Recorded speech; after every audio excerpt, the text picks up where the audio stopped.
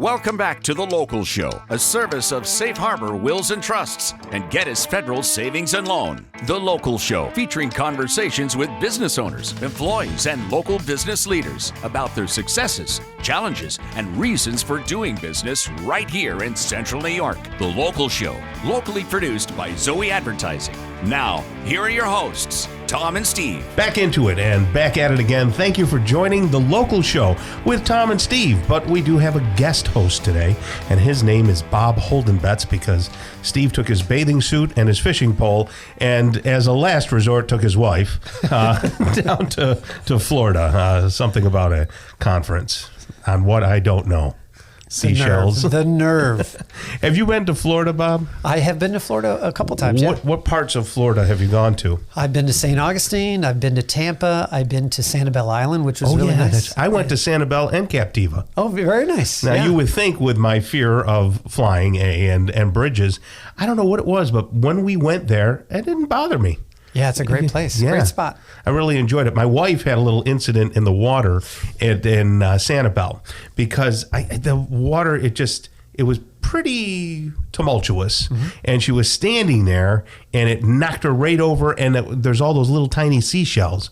They're like little shards of glass, and it got both her knees. It was terrible. My brother-in-law was standing right near her, and he scooped her right up, and I felt so bad for her. We were enjoying how beautiful it was, and all of a sudden she went bloop into the water, and that was it. Oh, my. So, glad to hear she's okay. Yes, yeah. It is a beautiful little area over there. Of course, I think the bridge that we went on to go over to Captiva or something got washed out during that storm. Hurricane, Yeah. So anyway, that's that. Hopefully there will be no bad weather for Steve, and he'll come back just fine.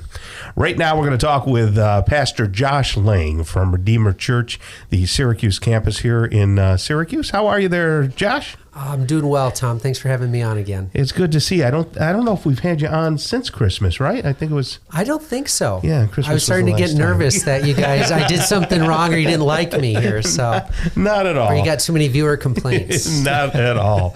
So, Josh, you've been in this business for a while. It'll be 23 years. Goodness. I think this year, 23rd year, yeah. And how did you start off, leading, because this is would they call this a vocation? This is like you've dedicated your whole life to it. So being a pastor, how'd you start? Well, in growing up in the church, my mother was very aware of my siblings and I, and making sure that we were connected in some way. So actually from an early age, she had me on the back of a camera, running camera for our TV show and different things like that. And through the years, it just progressed with the different things that I was doing. Yeah. So, why is it important to have a connection to Jesus? Well, first and foremost, there's some big questions that we have in life, aren't there?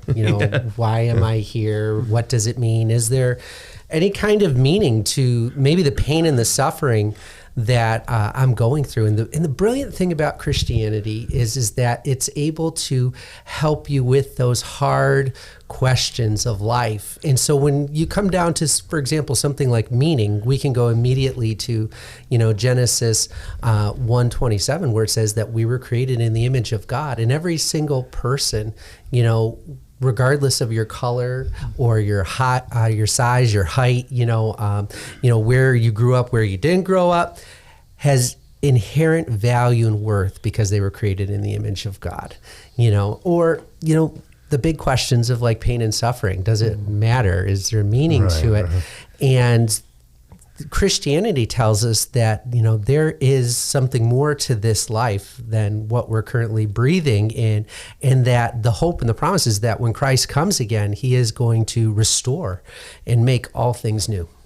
Excellent. Now, Bob, you have 4 children, right? Yeah. And I remember when I first met you, you didn't have a TV for the kids. Yeah. Now, how did that relate to your faith? Or didn't it? How did it relate to our faith? So I guess the core of not having the television was to make sure that we spent time interrelated, all of us. So that was a big thing. Also, being outdoors, connection there. Yep. And we didn't really want this part coming in and kind of maybe changing the way that we were thinking about different things. And my wife and I, Tristan and I, really thought that we remembered growing up a lot. And when we were younger, just left for hours in front of a TV. Yeah. And we wanted some more interaction that way. So that was a big thing. Although I do feel like our kids sometimes were, I remember oldest son was in school and somebody found out that we didn't have a TV. Yeah. And so, they made fun of him. They said that he's Amish. Oh. And ironically, it was like junior high, and he comes home and he says, today somebody writes on the board that Peter is Amish. Of course, they spelled Amish O-M-I-S-H.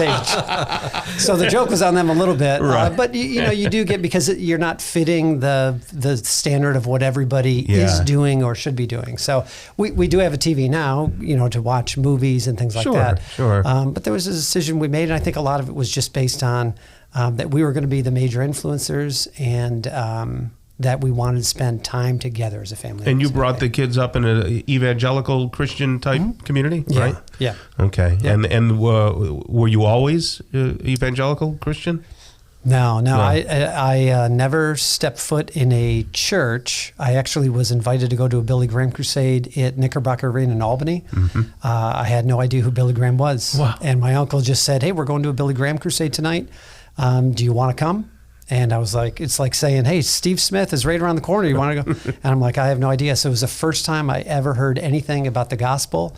And in his Billy Graham voice, he said, the Bible says you're either for him or against him. And you need to make a stand and decision today. And to me, I looked around and thought, I've never heard this before. And I just said, but this seems like a free pass. Like, why wouldn't I? I felt drawn at that time.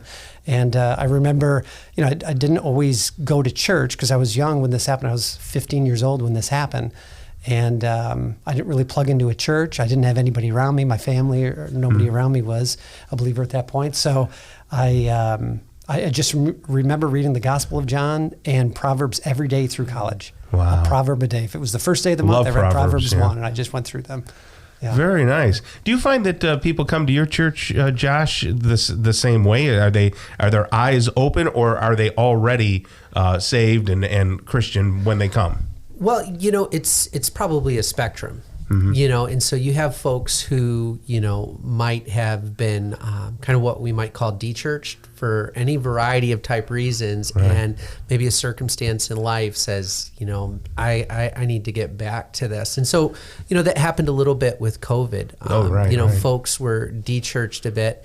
And then what happens is we've been emerging from it. They're like, I'm going to start looking for a church. Another one that happens quite a bit is maybe a kid grew up in church into their college and 20s. They didn't go for a while, and now they start having their own kids. And your own kids start to you start thinking I don't want to mess this one up, And so now it's like, I better go to church. That's what mom and dad did. And then you do have some genuine seekers who, people who are coming and they might be atheist, agnostic. They might not even know what they are, but there was just something interesting that drew them in. That's interesting. Where's the church located, Redeemer? Well, Steve always encourages me to say directly across from Nottingham High School, 3217 East Genesee Street. Yeah, kind of easy to get to and all that. How do you take care of your own family? You've got a whole church family you have to take care of. Then you have your own personal family. Well, the great thing about it is we do have generations of my wife and I's family in the same church. Okay. Nice. So that's helpful. And then there's people in church that, which I think is a real attractive thing about Christianity, who I've just grown up with. So I can think of one family who, my kids, call aunt and uncle, who aren't by relation aunt and uncle, but because I grew up with them and their parents were sort of like my grandparents, my kids have been adopted in. And so we're all kind of doing life together. Yeah. That is wonderful. And I'm hoping that you'll take into consideration some marketing advice I had given you, and that is to have a big poster of Steve so that when people come in and say, we even accept him, so that people are very comfortable coming to Redeemer with no problem. I'll make sure he takes the Zoey hat off, though. Yes. Yeah, we don't want that. So thank you so much, Josh, for being here. You're always a pleasure to talk with, and we'll see if we can't get some more people to get over to Redeemer. Hey, well, thank you, Tom. Thank you, Bob, for having me. Thanks, Josh. Excellent. All right, coming up next, who do we have? We're going to talk about bread, Salt City Bread, right? That's right. They're going to be coming, and you know them. I do. It's like we planned this. They'll be coming up next on The Local Show on 570 WSYR.